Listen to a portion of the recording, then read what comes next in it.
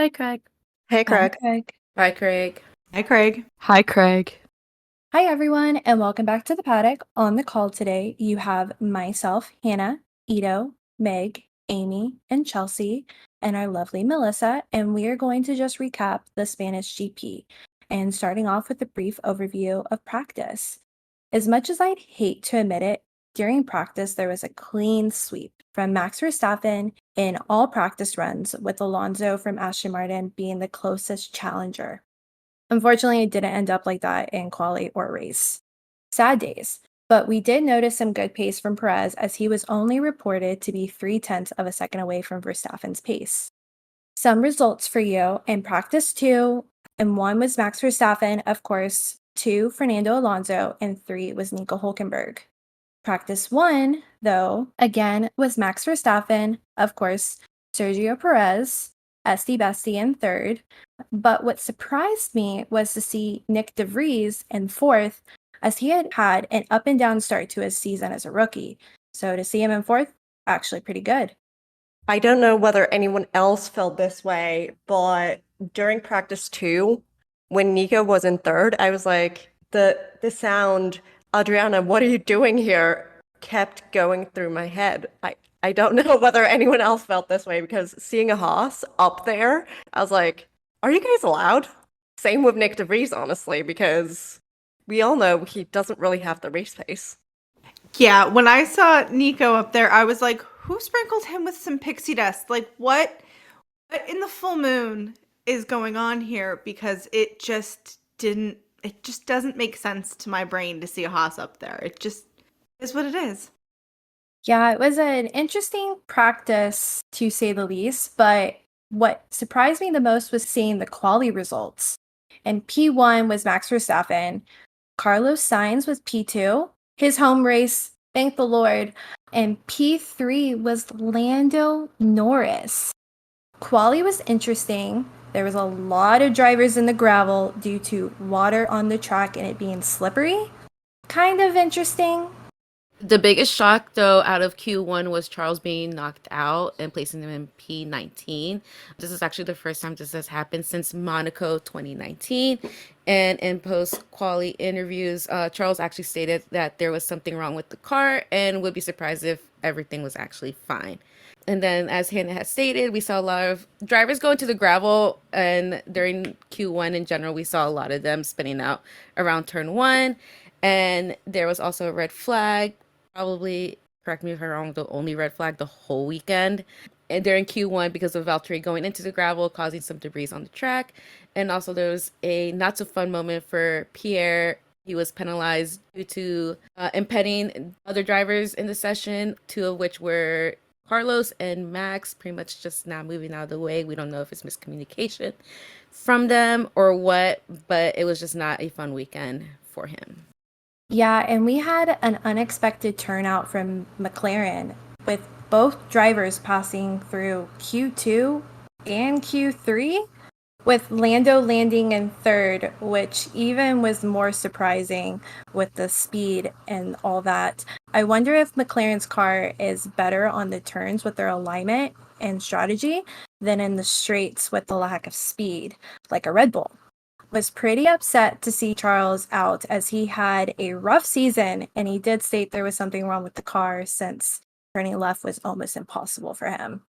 Yeah, Lando did say during post-quali interviews, he was like, I don't know where the pace came from the car, other than we are really good in high-speed corners, which with the new track updates in Barcelona, therefore it led them to have a better quali pace. And I think for some weird reason, the McLaren is better with a cooler track temp and wetter conditions, which makes no sense because you would want a car that does well in higher temps. But hey, I'm not complaining. Lando qualified P3, so and Oscar did have a pretty good showing in quali as well. So as the McLaren girl, I was very happy after Saturday. I mean, even Max was happy because I clearly remember him talking to someone getting weight or something and then turning his head, seeing Lando's car in P3 like lined up and doing a double take and then giving a thumbs up to Lando and then walking over. And in the post-quali press conference, he's like, it's great to see a McLaren up there. Sorry, I have to correct myself. It's great to see Lando up there. It was good to see. Max was just really happy to see one of his besties E3. It's so cute when you get to see Max be Maxi and not Mad Max. It's just, I love when we get a Maxi sighting. It just always warms my heart.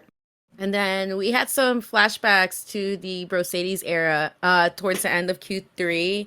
Again, some miscommunication between the drivers' engineers and the drivers themselves, where George hit the brakes a little bit too late and ended up hitting Lewis. And Lewis's front left wing was actually clipped, and that was no fun. But everyone was freaking out because, again, we know what happened between Lewis and Nico back in the day. I mean, I don't want to say crash because it wasn't a crash, that clipping gave me PTSD flashbacks, honestly, especially because it was at Barcelona in 2016 at this track that it all like publicly went downhill. And then we also had both Lewis and Nico referencing each other in pre-weekend interviews. Like, what is happening? I just love the little splashes of Mercedes sass that we do get out of Mercedes every so often. I don't want it all of the time, but I do love a little bit. It's just if people don't know about Mercedes, I highly recommend that you just do a little bit of Googling. We will be doing an episode on that a little bit in the future, so keep an eye out. But it's the one time that Formula One really was just drama central, and it was fantastic. It kept us all very well fed content, and imagine if that happened in 2023 with how social media is now, it would just be chaos. Or because this was pre-DTS. Like, imagine if this all unfolded on DTS. Like, oh my God. But, like, I don't want to go more into it because I could talk about it for hours. So, yeah. So, as Melissa and Hannah mentioned earlier, Charles was complaining that something was wrong with the car during qualifying, which isn't surprising due to him being P19 in quali. Come on. And that's also why he ultimately started from the pits. So the pit start was necessary because Ferrari decided to change the rear of the car, including the gearbox, suspension, and some other technical bits. And it's actually interesting also with the gearbox in itself that the gearbox was already like pre-race sent ahead to Maranello to be checked out. I feel like that is a huge indicator in how serious they think the issue is and how pressing this whole thing is to like, they have to figure this out. But because of all those changes, he had a pit lane start so a pit lane start basically means instead of lining up on the grid, they literally start in their garage and have to drive out into pit lane and then get going. And they do this if they breach what's called parc fermé, which basically means after qualifying, you cannot massively change your car. So if you do something like replace a gearbox after qualifying, you basically have to start from the way, way back. But because he started P19, it wasn't really a huge deal, especially because he wasn't alone. Because Logan, who qualified P20, also had stuff changed on his car post-qualifying, and he had his suspension changed, which is an automatic pit lane start because it's such a huge change, and his brake cooling mechanism as well, because both these things were changed due to his crash in FP3, which Williams was able to fix some stuff after FP3 for qualifying, but since he qualified P20, they decided, let's fix it properly and give him a fighting chance. And that's why both of them started in the pits and why both of them basically started on equal footing. And as I mentioned before, during quali recap, because of the incident Pierre had gone through and penning the two drivers, he was docked 6 grid spots. So instead of starting from P4, he was starting at P10.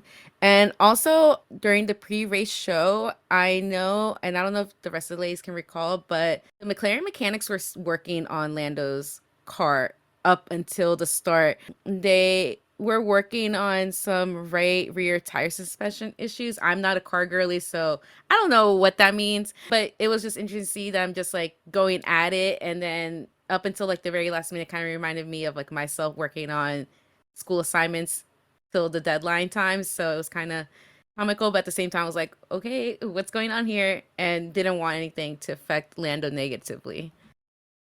Yeah, all I want to say is Lando, what happened? Lando, like, what the heck? On lap 1, there was an altercation between Lando and Lewis, and Lando had to pit immediately for new tires and a front wing change, which ended him in last place. But ultimately, he did finish in 17th. He was not able to do a lot of overtakes. He did state there wasn't the outcome they wanted since they had such a great quality race, and they showed great pace. I will say Piastri, I have to give it to him. He was doing really good, ending in 13th, but he managed to have some overtakes and keep the middle field position pretty well. But Verstappen was given 3 warnings for exceeding track limits, ultimately. And if he had exceeded again, he would have gotten a 5-second penalty. Didn't end up happening, but if he did, he still would have stayed in first, since there was an 18-second lead time between him and second place Lewis. Interesting that the man literally, I hate to say it, but domination. You got to give it to him. He killed it. And as much as I don't want to say it, he is a pretty good race driver. Yeah, as Hannah was just mentioning, surprise, surprise, Max wins again by at least 20 seconds over second place. At least it wasn't like 45 seconds or 40 seconds like it was last weekend, so thank God it wasn't double that, and at least Lewis was somewhat, I'm doing air quotes, close to Max, just because typically, like I said, people are way further behind than that. And I honestly don't know what people are going to do at this point in order to catch the Red Bull, unless some of these teams drastically change their car. I honestly have no idea how people are going to be able to catch them, because that thing is a rocket ship. Like I always say, it seems like I'm always talking about the Red Bull and how it's a rocket ship every single race recap, but it legitimately is. And it doesn't help that Max is in the cockpit and he's just driving the hell out of that car. And he's just, you can't be mad at the guy because he's just winning, and it's talent and it's the car. It's just very frustrating not seeing anyone else win. And yet again, it was also another disappointing weekend for McLaren, since both cars started in the points and then both finished outside of the points. Something needs to change at McLaren, which I know they're working on it, and it's going to come over the next couple of years with staff changes and all of that jazz, but it's honestly like unacceptable that you have a car starting P3 and P9 and neither of them can finish in the top 10. Like, you'd think at least one of them would be able to finish in the top 10. Granted, I know Lando took damage from the incident with Lewis at turn 1, but the fact that neither of them could do anything, and like I said previously, the fact that their car only does well in the cold is not a good thing, because most of these tracks are hot and the track temps are hot, so cold temps, it makes no sense. And I honestly knew Lando finishing P3 was going to be a stretch, and he knew it was going to be a stretch, but I didn't think it was going to be this bad. And like some other people have said, I did like the midfield battle races that were going on in the overtaking. Especially it seemed like it was between Zhou, the AlphaTauris, and the Haas cars. That little battle going on was very interesting. And I'm definitely convinced Lando and Charles both must have the same curse on them, or a similar curse on them, because they both deserve the world, and then nothing goes their way in the end. And I just feel for the two of them, because they both deserve everything. Because they're good little boys, and they race so well, and it's just very frustrating as they are my two favorite drivers, and seeing them just go through so much pain and sadness every weekend.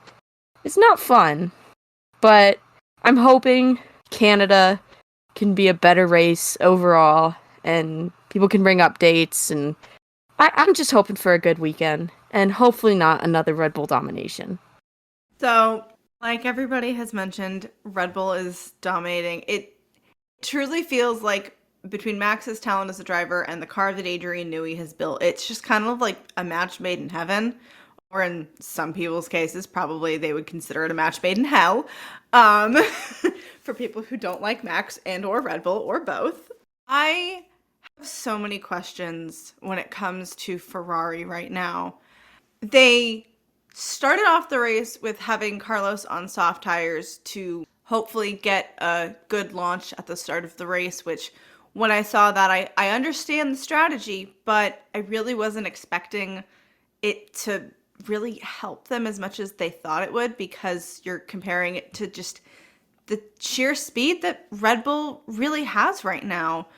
And then we get into the race and they've got Charles on hard tires, and they have him go 17 laps on tires that are supposed to last him much longer and bring him in for a pit stop. It truly feels like Ferrari is on a completely different page than their drivers right now, and I just don't understand what's going on with them. I understand that by now we've all considered them to be questionable when it comes to their strategy, but this is just, it's starting to get a little concerning. I'm really hoping that we see some changes in their strategy, maybe some changes in their staff, who knows.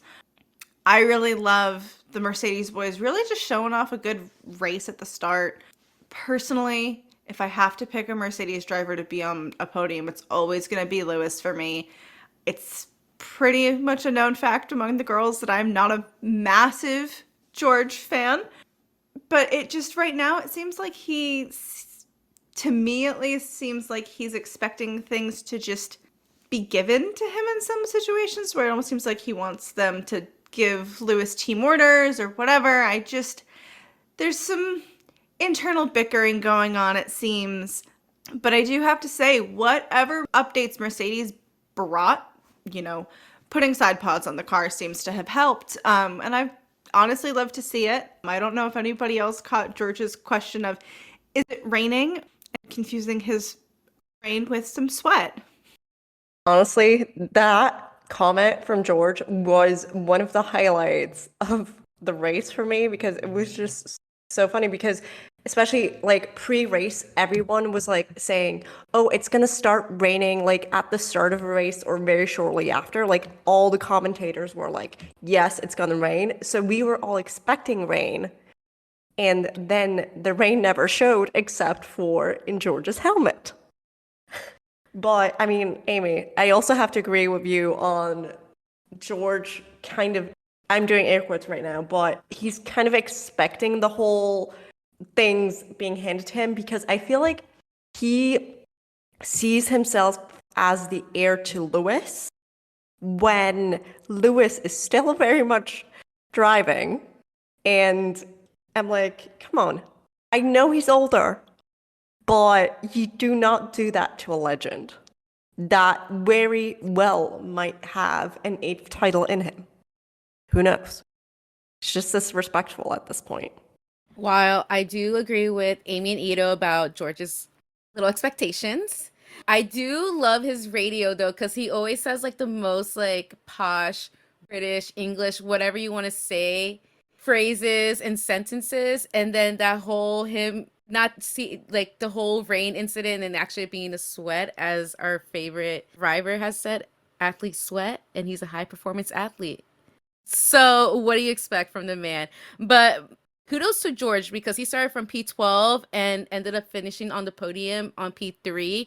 That's a work of art. At the end of the day, you gotta give the drivers their credit. They know what they're doing. And again, Mercedes were cooking and they served. No crumbs left. I think for me, the most surprising thing, as at least for me, I feel like Spain always keeps me on my toes a little bit, whether it's overtakes, especially this race. We had a lot of midfield overtakes, which I just loved to see. But I don't think I ever have expected to see a Haas get fastest lap so many times in a race. It being Hulkenberg of all people, I was so confused when I saw that. I'm pretty sure he got some fairy dust on him this weekend because he was really impressing me, and I'm not really a huge fan of Nico all the time. For someone who has never been on the podium, like Nico Hulkenberg, it was surprising to see the results that we got. And it almost makes you wonder if there's more to him that he's got. And will we see that? Not if, will we see that in the rest of the season? I mean, honestly, when you look at his junior career, like those results compared to F1 results, it's insane. Like he came into F1 and everyone was expecting great things from him based on his earlier results, and he just hasn't been, well, I don't want to say he hasn't been delivering, but he just hasn't been delivering up to that standard. And I'm just wondering how, why? I mean, he still holds the record for most race starts without a podium. He's never been on a podium, not even in third. Like, what is going on?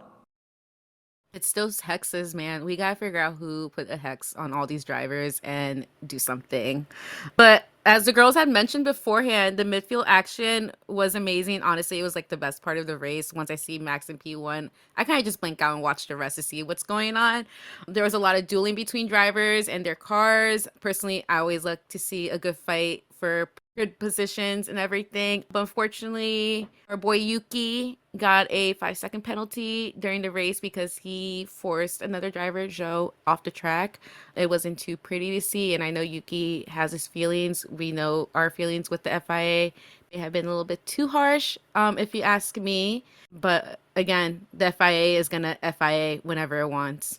And now everybody knows I am the resident Red Bull girly. Seeing Charles Leclerc fighting for 14th place honestly hurt my soul in ways I didn't know possible. I really need Ferrari to get their ish together because I want to root for them so, so bad. Like everything in me wants to be a Ferrari girl, but I just can't do it because they just keep screwing up. That one really hurt my heart, man. Yeah, when I saw where he was, it was another disassociation moment for me. And if you ask me personally, as a Ferrari fan, their strategy team, engineers, whoever it is that comes up with these like moves, whatever their plan, they really started listening to their drivers because I know when they pitted Charles, he asked to be put on softs and they didn't listen to him and put him on hards. And that silence from Charles from that point on in the race was, como se dice, very loud. Very, very loud. If I were Charles, you would see me just storming into the garage and being like, what the hell just happened? Why don't you guys listen to me? I'm the one driving the car. Like, they really did take in consideration what they're like their driver's opinions. Because, yes, data does show what's going on, but no one knows the car best than their drivers. If that was me, I would be going full Michael Schumacher, angry mode, storming into the garage, ready to rip someone's head off. That's just me, and my Italian side can't really calm down sometimes. I do have to say, I gotta give 10 points to all of the mechanics who really, everybody seemed to have their pit stops down pretty good this week. There were a few ones that made me raise an eyebrow. Red Bull just continues to crush it on their pit stops, and I need to give their entire mechanic team a massive round of applause because they're just magic. I don't understand how they do it, but they have it down to a literal science, and it's fantastic. As I've mentioned before, I loved the overtakes we got in Spain. We got a great one from Lewis on Carlos. I thought it was really great to see. And I really do think taking out that final chicane was really what gave us such a good race this weekend. I know some people probably weren't a massive fan. I've seen it online. Everyone was saying the race was boring. But I think if you look at the rest of the field and look at everything that was going on, it was such a chaotic race. And I really think that final chicane being gone has a lot to do with it. As the Red Bull girl, I loved seeing Papa Perez in the garage. I love when he gets to show up. I'm really hoping that there's another picture of him with Lewis's dad, because those two together are just the pairing I didn't know I needed in my life. I feel like that pairing of Dad Perez and Lewis's dad should be what Max's dad and Lewis's dad should be. I don't know how to truly put it into words, but I hope you get what I'm saying. Yeah, I can't really see Yas being like that, but that's a whole different story. Now, my other team that everybody knows I kind of secretly support, Aston Martin. Teamwork is always there. They are the walking, talking definition of teamwork makes the dream work, and I love it for them. But what was going on with Fernando this weekend? He really didn't seem like he was himself. Like, he wasn't driving like the Fernando I know and kind of like. I do have to say, lap 52 Fernando Ocon battle was just, those reaction times are fantastic. And by the end of the race, my personal favorite thing, Lewis is driver of the day. I will forever vote for Lewis if he is an option for driver of the day, because that man deserves all of the kudos, especially with the fact that Mercedes is just not Mercedesing. I don't even know. They're not on it right now. They're getting there, but he's always my go-to to vote if he's an option. Again, Max got pole and fastest lap and somehow managed to lead every lap of the race as well.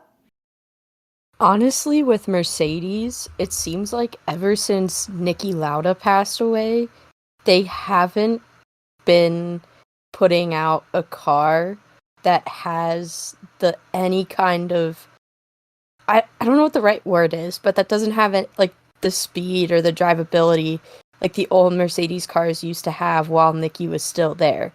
And once I realized, like, I made the connection the other day, I think back to when I was in quarantine and I was rewatching all of Drive to Survive, and they talked about Niki Lauda's passing and how much of an influence he had over Mercedes. And I was like, wow, this is the timing of when everything kind of hit the fan for Mercedes and they started going downhill. So I think they need someone like a Niki back in their lives to help them get out of whatever pit or hole that they're stuck in. I swear Niki Lauda really was that kind of glue that kind of held everything together at Mercedes a little bit. I would love to see them get a new kind of, I don't remember what his title was, but just a new kind of consultant kind of role. Just not having it be somebody who's at every race. You don't need a helmet Marco, but I think they need somebody to just be an advisor. And I think it would be nice to see it be a former driver, so someone who can be more in tune with what goes on in a car, what a driver is going to feel. I think they need that back. I really do. I wouldn't have made that connection if you hadn't mentioned it, but it really does make a lot of sense. Especially because Niki was not just a driver, he was also kind of a mechanic. Like during his racing days, like he was not afraid to get his hands dirty when he was, for example, at Ferrari. And I feel like all the greats have that quality to them. Like Niki did, Michael had it. And that's what makes them such great drivers. And then later on, technical influences. And we just need that again. A driver can't just sit in the car and drive it. They need to understand it. Who knows? Maybe with the addition of the side pods in these Mercedes cars, maybe things will start to look up for the team. We just have to wait and see as the season progresses. One can hope. But Again, after today's race, some of the standings started to change, especially in the Constructors' Championship. We now see Mercedes is ahead of Aston Martin. So now they are behind Red Bull. We know they are very far ahead in the competition. And as for the Drivers' Championship, Red Bull drivers, Max and Checo, they still take the 1-2 position. Max P1, Checo P2. However, the GOAT, Sir Lewis, is only 12 points away behind Alonso P4. So it'll be interesting to see like these next following weekends how the positions start to change a little, and maybe we'll start to see some more exciting competition between the drivers, former teammates, and all that. It would make for a more interesting one to watch for sure. For one, am looking forward to the upcoming races and seeing what the outcome looks like from a drivers and constructors championship. But our lovely Leanne isn't here and taking her producer hat off today, but she would love for me to add that this was a very interesting race for her and it kept her attention to the end. She would have loved to see her Ferrari boys up higher, and ultimately she was proud of her Mercedes boys. Plus, not sure if y'all know, there's news that Lewis is possibly meeting with Toto tomorrow and could lock in his contract. Toto stated in an interview all he needs is 30 minutes and a coffee with Lewis to lock in and get the contract going. We shall see. We're recording this on Sunday on race day, and our episode is coming out tomorrow, Monday. So by that time, you'll hear that this meeting will possibly already have happened. So be on the lookout for the alert. Now, if we look back at the predictions that we made previously, a lot of us predicted or kind of all hoping for some variety in our podium, and we did finally get that. Now, it may not have been exactly what we wanted, still got a little something different for us. I don't know about everybody else, but we did finally get that variety we so have been asking for. I, for one, am very happy to see Lewis on that podium again. Never go wrong with seeing that big bright smile of his on there. And again, why wouldn't he? He's the GOAT. He also had one hell of a drive, so that driver of the day was very well deserved. As for my predictions, they didn't come true in the slightest, but it's okay because I like to be delusional and just go off on a glimmer of hope and hoping for an interesting finish. But again, like Amy said, we at least had something different from the usual Red Bull 1-2. At least we got to see Mercedes up at the top this time around.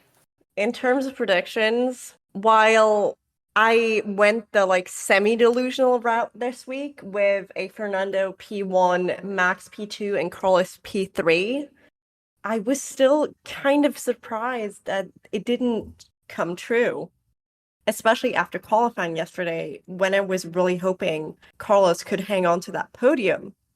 At the same time, I shouldn't be surprised that Max exceeded my expectations and held on to his P1 throughout the race. I mean, he got a grand slam because he got P1, led every lap of the race, and obviously finished P1.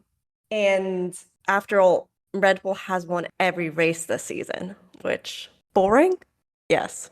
But it's actually the boys that started from the pits that held my attention the most.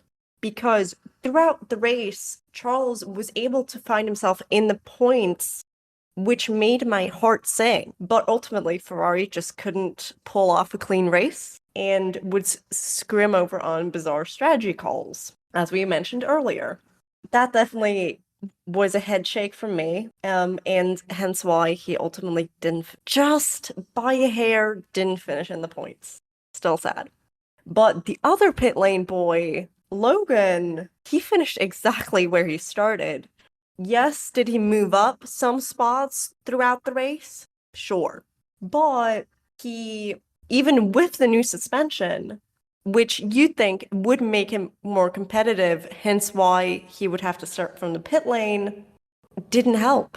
Then again, he's in a Williams, and these days Williams are sadly not really known for finishing in the points. Still, he hasn't scored points and has never gotten above P12, which happened in his first race in Bahrain. I'm just sad. Logan, what's going on? Like, you're doing us Americans dirty. Now, I was not really surprised to see Logan back in the back of the pack. I hate to say it, but I'm very underwhelmed with him recently. He's just not, get it, he's a rookie, but he's just not getting it together quite yet. On a completely different note, I have a bone to pick with the stewards right now because I really need them to be a little bit more consistent. I just feel like we're getting some really questionable decisions right now, and I would love to see a little bit more structure happening with them. While I always admit that the FIA stewards could use some changes and or just being efficient and the same across the board, I will say they weren't as bad this race as they have been in the past. This one was actually a pretty smooth one. I mean, we had no DNFs, we had no red flags, no yellow flags, and even besides that, it was a pretty interesting race to see. And I, for one, did not make any predictions because I was afraid that if I made predictions, it would go wrong and or would lead to even worse. And I refused to even wear any of my fans jerseys or Formula One gear, thinking that I would curse it. But overall, it was interesting. It was interesting. And gotta give it to the man. Max Verstappen, he's killing it. He is really killing it. Whatever he has in him, please spread the wealth to others so they can learn. See, unlike you, Hannah, I wore the same outfit I was wearing yesterday during qualifying this morning because I was like, oh my god, Lando he got P3 in qualifying, so might as well keep the same stuff on. Which it was like the shirt I got on Etsy, and it's an awesome shirt, and it's a Lando shirt, so I wore it. And I always have my Lando and my McLaren bracelets on. But yes, Hannah and I are twinning now. We have the same Lando Norris bracelets. Shout out to one of the Etsy shops that we will be doing later on in a small business Sunday. But yeah, I didn't really have any predictions or expectations going into this weekend other than I had a feeling Max was going to win just because he's Max and that's how the season has been going. But I would have liked a little more, I don't know, pizzazz or some shaking up of the rest of the podium spots. And I mean, we did get that, but I would have liked to see a different top 10, I guess, per se. Just something different. And it's, like I said before, I'm hoping we get a fantastic race in Canada since I know a lot of drivers like that track. And I really like that track. And who knows what'll happen. I'm hoping for a good one. Few things. One, I'm glad we finally got a race that's not a street circuit. A little change is nice every once in a while. And two, I just want to shout out Shakira, whatever you did on the track by being there and having Lewis finish in P2. Continue coming to the races, please. I love the Latina in me is like living for it, and like I don't want to like dip in too much into like pop culture stuff and everything, but at one point Lewis mentioned wanting a Latina girlfriend. Honey, she's right there. Go for it. Now, I really would love to see some variety in our top 10. I don't know about you. I feel a little guilty putting this out into the universe, but I'm running with it. I would love to see some chaos at the front of the grid at the start of Canada. I'm talking take Max out. I want top 3 out. I want complete and utter chaos. I'm going to be at a wedding, so I want to be able to look at my phone and have my jaw drop because the finishing grid is going to be completely different than what I expect. I'm really kind of hoping for just complete chaos. I mean, at least we kind of got the chaos on the podium with Nico interviewing Lewis. I mean, it was the icing on the cake to, dare I say it, divorce GP.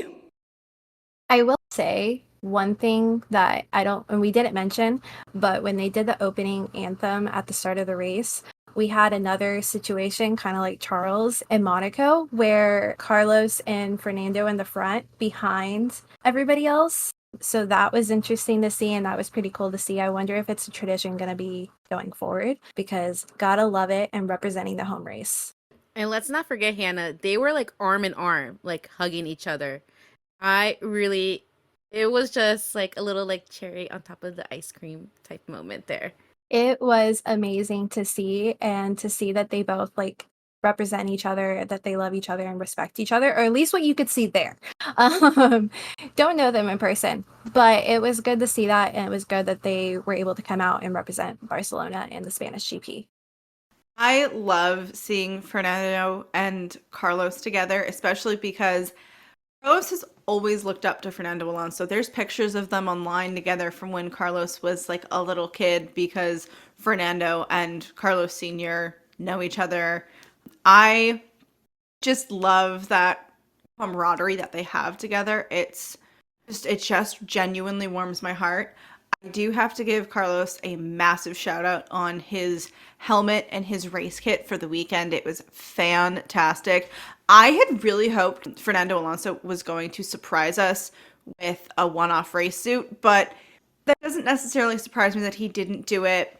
I was really also hoping for maybe a one-off helmet, but again, we didn't get it. But hopefully we get some more interesting race suits from people for their home races. I'd love to see that be a new tradition moving forward, of people doing a one-off kit for their home race. Yeah, I definitely didn't see Fernando doing something special, because I feel like it's not his vibe. It's not necessarily Aston Martin's vibe. Like, yeah. And on that note, even if it is a tradition, if you will, going forward, Canada would be next, meaning Lance, meaning Aston Martin again. And I don't see him doing it. I see him maybe come out with merch, but a special race suit? Not really, no. As sad as it is. Speaking of merch, though, I saw some like special edition like Fernando Alonso like baseball caps throughout the stands. They look different from like the Ferrari. Like they were red and like a goldish yellowish color, and I knew it was Fernando's just because Carlos had like his Ferrari ones out and everything. So that was kind of cool to see.